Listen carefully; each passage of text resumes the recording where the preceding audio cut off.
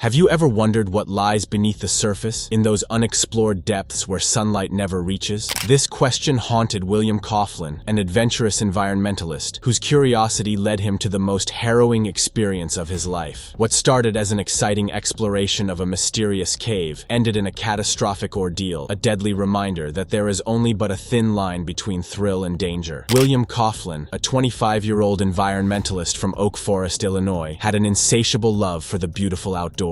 His mother, Marge, talked a lot about his love for wild animals and his dedication to preserving nature. Working for the Federal Environmental Protection Agency, William's job mirrored his passion for protecting the environment. He spent his free time exploring woods and waterways with his friends, and he was always seeking new adventures. Recently, he picked up quite an unusual interest in caving, which was introduced to him by a friend. After a successful exploration of a small cave near his home, William's confidence soared, pushing him and his friends to tackle even more challenging caves, despite their lack of experience and proper equipment. The thing was that these men were encouraged by their initial success. Maybe if they had faced a very difficult challenge, they'd have packed their things and sworn to whatever god they served that they would never again return to caving. But because it was successful, William and his friends, James and Kevin, set their sights on a more formidable challenge. They decided to visit Cave City in Kentucky, a unique tourist destination renowned for its labyrinth of underground caves. Among the many caves, Buzzard's Roost stood out for its promise of adventure, with deep drops and tight squeezes warning of the dangers within. The trio's excitement overshadowed the risks, and they eagerly planned their first organized caving trip. On Friday, May 28, 1993, these three men traveled from Illinois to Cave City, arriving on Memorial Day weekend. While the surface attractions teemed with visitors, they focused solely on the miles of caves beneath them. In Cave City, they discovered two available tours, the Historic Tour and the Wild Cave Tour. The Historic Tour offered a guided walkthrough of accessible parts of the cave, but the Wild Cave Tour promised a more daring experience, requiring crawling, twisting, and squeezing through undeveloped passages. Choosing to start with the Historic Tour, they signed a release form warning of the cave's dangers and absolving the operators of liability. Trusting the guide and the operators to keep them safe, they embarked on the tour. William and James were eager to continue exploring, even after learning about the risks. However, Kevin chose to stay above ground, preferring the local attractions. After completing the Historic Tour with guide Dave Harden, William and James decided to take on the more challenging Wild Cave Tour that afternoon. Along with 4 other participants, they paid the guide for this scary adventure. Before the tour began, they signed another release form, identical to the first, and received 2 handheld flashlights. The guide instructed them to follow him closely, emphasizing the importance of staying together and warning of the tour's dangers. He showed them the tight tunnels they would crawl through, making it clear that this tour was far more perilous than the Historic Tour. Undeterred by the warnings, William and James pressed on, their excitement undiminished. Despite the lack of additional equipment, helmets, extra food, water, and multiple light sources, they felt ready for the challenge. The group navigated the twists and turns of the passages, and adrenaline was coursing speedily through their veins. Reaching the halfway point without incident, they found the cave less complicated than expected, fueling their desire for more adventure. Encouraged by the guide, the group descended into the lower parts of the cave. After crawling through a narrow passage, they reached a 30-foot hanging cable ladder with wooden rungs. The guide called out instructions as they descended, but the second ladder, shorter at 15 to 20 feet, posed more of a challenge due to its placement over a rocky outcrop. After the group descended the second ladder, the guide announced the official tour had ended and they were free to explore nearby passages. However, he mentioned they were behind schedule and left them at the bottom of the ladder to make a quick phone call. Intrigued by a passage he had seen earlier, William decided to climb back up the second ladder to explore. James agreed,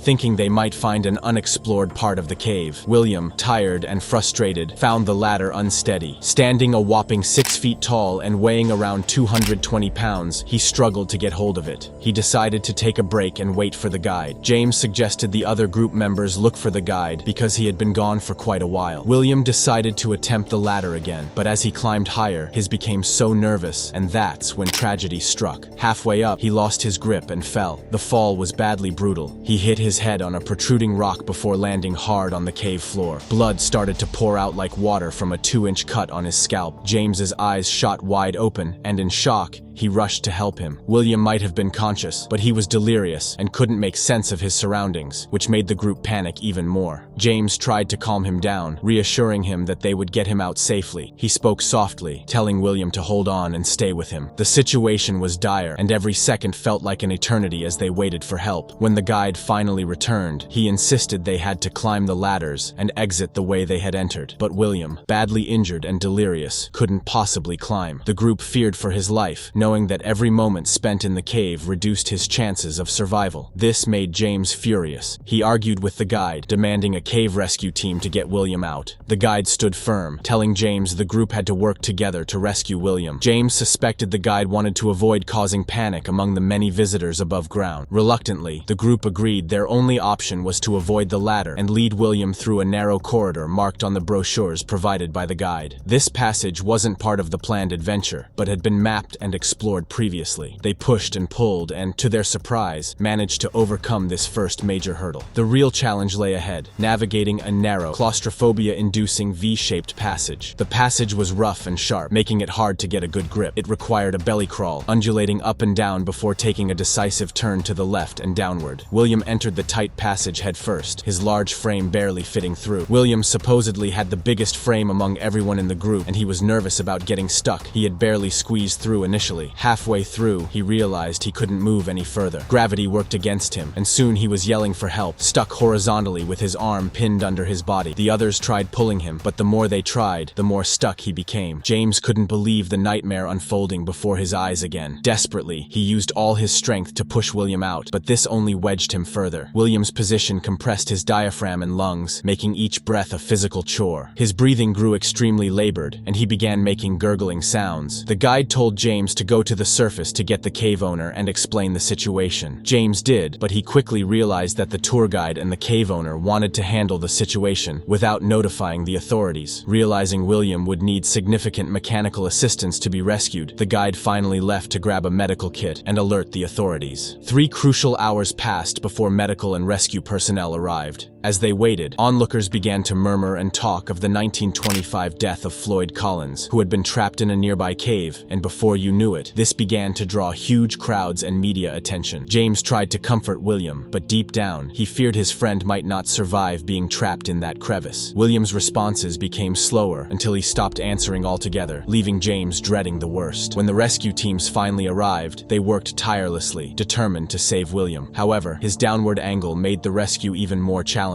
They used chemical heat blankets and heaters to protect him from hypothermia as the cave's temperature dropped to around 44 degrees Fahrenheit. William's body filled the crevice, making it impossible to access him above his shoulder. The rescuers helped the rest of the group leave the cave, but James refused to leave his friend's side. The rescue crew set up a pulley system to extract William, but each tug caused him immense pain. He started to moan and groan, but the team persisted. They spent all of Saturday trying to free him until, tragically, he succumbed and was pronounced dead. 17 hours after the rescuers arrived, it took another 7 hours to remove William's body. Using ladders and ropes, they brought him out at 2:30 p.m. on Monday, nearly 3 days after he first entered the cave. Mike Swift, the Barron County coroner, confirmed that William died from compressive and positional asphyxia, with a head contusion contributing to his death. The 10th U.S. Circuit Court of Appeals later found that the cave attraction owner had been aware of the risks but failed to adequately warn the participants. Consequently, William's family was awarded damages for the tragedy, recognizing that the waivers he signed were more of an incitement than a warning of specific dangers. This devastating story serves as a reminder of the dangers that lie beneath the surface. Yes, William Coughlin's tragic story serves as a cautionary tale for all adventurers that no matter how thrilling the prospect of exploring the unknown may be, proper preparation and respect for the risks involved are paramount. Would you dare to venture into the depths of an unexplored cave, knowing the potential for danger? For William Coughlin, the beauty in exploring the unknown was irresistible, but it came at an unbearable cost. His story is a sad reminder that while curiosity can lead to incredible discoveries, it can also lead to unforeseen perils. In the aftermath of William's death, the incident sparked a debate about the safety protocols and responsibilities of tour operators. Critics argued that the cave attraction owner had failed to provide adequate warnings and equipment, placing profit over participant safety. The case highlighted the importance of stringent safety measures and thorough preparation for all adventure activities, emphasizing that excitement should never come at the expense of safety. William Coughlin's tragic story has left a lasting impact on the caving community and beyond. It serves as a powerful lesson for both seasoned explorers and novices. Always prioritize safety, understand the risks, and never underestimate the environment's potential hazards. His legacy continues to remind us that while the call of the unknown is strong, it must be approached with caution, respect, and preparedness. So, next time you're tempted to explore an uncharted path, ask yourself, is the thrill worth the risk?